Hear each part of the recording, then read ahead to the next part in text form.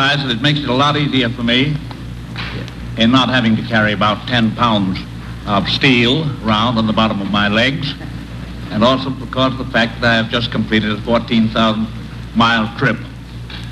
Speaking in all frankness, the question of whether it is entirely fruitful lies to a great extent in your hands. I'm Colonel Joseph Gregory Mayton, United States Air Force retired. I'm going to tell you how I came to be a member of the American delegation at the Yalta Conference, which brought together President Roosevelt, Winston Churchill, and Stalin in a summit meeting. Hello, I'm Ted Baer, Chairman of Good News Communications, and I have the pleasure of talking with Colonel Joseph Mayton. Colonel Mayton, you've been on my radio show, and now it's a pleasure to have you on television talking about your experiences at Yalta. Now, you're one of the last surviving individuals on the American side who was at Yalta, is that right? I would say probably there are not more than a half a dozen people in all three delegations living today. How did you get to Yalta? Why were you there? At the time of the fourth inauguration of President Franklin D. Roosevelt, in January of 1945, I was head of the Russian section of the Office of Strategic Services, which is a part of the Joint Chiefs of Staff. We were an intelligence organization. And I was dealing, obviously, with Russian intelligence. My organization was feeding information to the Joint Chiefs of Staff and through them to the President of the United States. I was really very much surprised when on the 18th of January 1945, sitting in my home with my wife in Washington, D.C., listening to the 6 o'clock report, which I always listened to because Drew Pearson at the time was delivering broadcasting the news. And after delivering the news, he said, now, confidential, exclusive, I have it on good authority, that immediately after the inauguration, the President will be going to Russia, in a place in South Russia, to meet with Stalin and Churchill. And I almost jumped. How come? I didn't know this thing in as much as I was privy to everything else that was going on at the time. And my wife kind of looked at me, how come you didn't tell me? Well, the next morning when I came to the office, I asked members of my staff, did you know there was going to be a conference between the President and Churchill and Stalin? We heard it on television, on the radio the night before, that's all. The next day, Tuesday, we all went to the inauguration. And I went to the reception.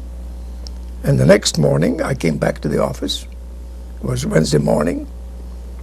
And the first thing, as soon as I sat down at my desk, the telephone rang. It was a general from the Joint Chiefs of Staff said, Colonel, come to the office immediately. A car will be meeting you to bring you, because we were in a different building on the Washington side of the Potomac. And the first thing he said when I got there, how good is your Russian? I said, what do you mean? I said, do you still speak Russian well? I said, of course. Now, you were born in Russia, right? That's right.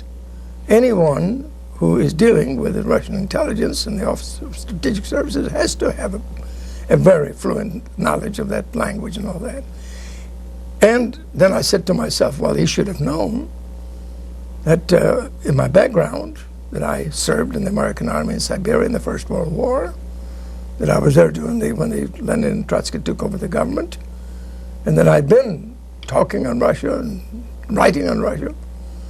He said, you wait a few minutes. He says, I'm in touch with General Dean.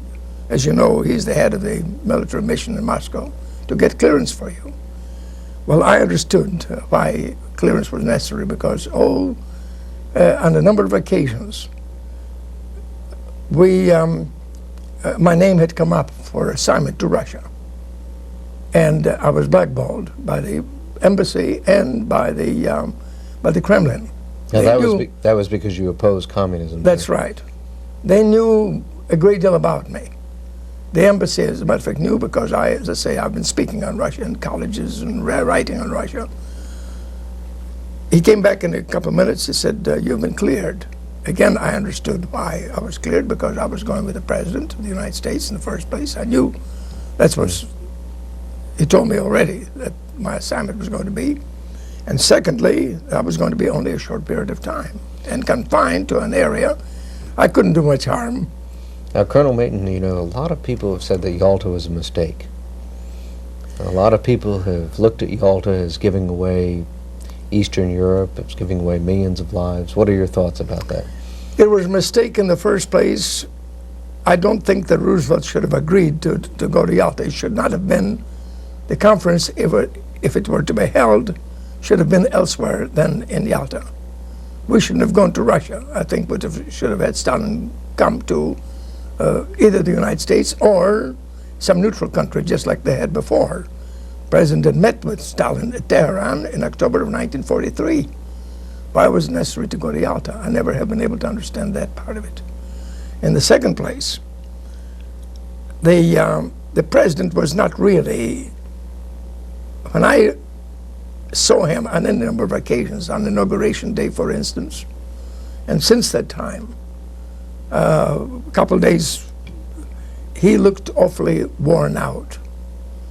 He apparently had contracted a cold during the campaign and he never was able to throw it off, because he continued, as a matter of fact, coughing all the time. And when I saw him at Yalta, when he got off the plane, he looked awfully haggard to me. He looked like a person, you know, was half sick. Now, Churchill wasn't too pleased with what went on there, is that right? That's the story I've heard from any number of people that I've talked to while at Yalta. Did you get a chance to talk to him? Yeah, I had a chance to talk to Churchill, yes. Yes, I did have. But of course, I didn't discuss, obviously, you know, the condition of the President. But anybody looking at the President could have immediately, he didn't have to be a medical expert to see that the individual, that the President looked pretty haggard and pretty worn out. One thing that rather interesting, we all landed at a naval base about 90 miles from Yalta. And we, the military group, and also some civilian, went in closed cars. But the President chose to come in an open Jeep, going 92 miles in an open Jeep for 4 hours. It took 4 hours to cover the distance because the roads were in bad shape, since much of the fighting was taking place, bombing was taking place during the war at that time, and not repaired yet. And here he was in a Jeep, open Jeep, approximately, the weather was about 15 degrees. And in his condition, which I learned later that he had had this cold aboard the ship coming in from Virginia to Malta, and from Malta, of course, he took the plane to this naval base. He was not in condition really to ride in an open Jeep. Where were you an advisor to the President at that time? No, I wish I were. If I had been an advisor, the Yalta agreement would have been quite different from what it turned out to be. Where was I wasn't even consulted on that, you know. I was a military, primarily, a liaison officer with a Russian command from the United States as an Air Force individual. I was involved in security because we were discussing security for the American delegation while over there at Yalta. And I was primarily the interpreter for the military group.